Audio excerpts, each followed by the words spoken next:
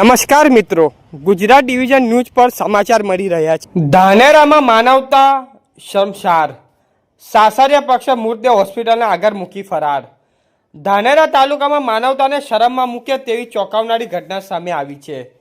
નાનુડા ગામની આશરે 35 વર્ષીય મહિલાના મોત બાદ તેના સાસરિયા પક્ષ દ્વારા મૃતદેહ ખાનગી હોસ્પિટલ આગળ ગાડી મૂકીને રફુ ચક્કર થઈ જવાના આક્ષેપો સામે ઉઠ્યા છે। માહિતી અનુસાર મહિલાના લગ્ન ગોલા ગામે થયેલા હતા। પિયર પક્ષે આક્ષેપો કર્યા છે કે સાસરિયા દ્વારા મહિલાને સતત માનસિક અને શારીરિક ત્રાસ આપવામાં આવતો હતો। ઘટનાની જાણ થતાં જ પિયર પક્ષ ઘટના સ્થળે દોડી આવ્યું અને પોલીસને જાણ કરી।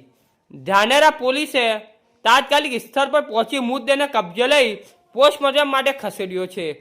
પોલીસે એડી નોંધી સમગ્ર મામલે તપાસ હાથ ધરી છે। દીકરીના મોત મામલે પિયર પક્ષ ન્યાયની માંગ સાથે જવાબદાર સામે કડક કાર્યવાહી કરવાની માંગ કરી છે। આ સમગ્ર ઘટનાને લઈ અનેક સવાલો ઊભા થયા છે।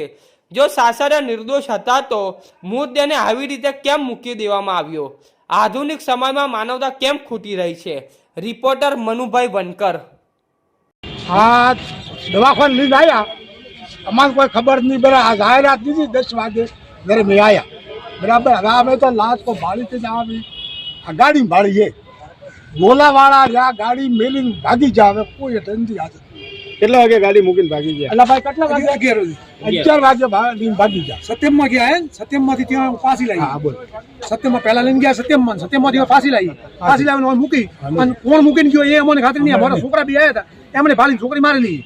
બરાબર, ગોતડો બધું ભાગીને નોખી દીધી છોકરીને। શું નામ છે આ બેનનું?